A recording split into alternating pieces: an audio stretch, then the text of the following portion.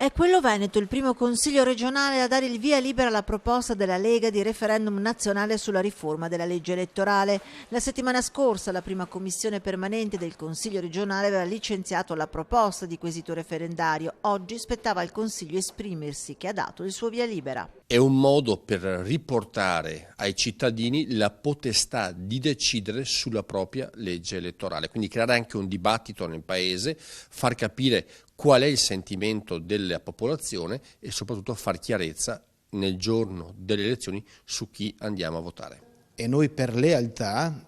abbiamo votato a favore della proposta di legge referendaria presentata dalla Lega, ne abbiamo capito le esigenze politiche e anche se non tutti i contenuti di questa proposta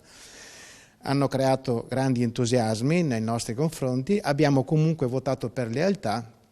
dando via libera a questa iniziativa che poi approderà ovviamente in Parlamento. Dare la possibilità ai cittadini, questo è l'obiettivo della proposta della Lega, di poter scegliere i propri rappresentanti passando da un sistema proporzionale ad uno maggioritario. Per Fratelli d'Italia significherebbe una maggiore stabilità del Paese. Noi chiediamo una legge prevalentemente maggioritaria con un premio di maggioranza alla coalizione che riesce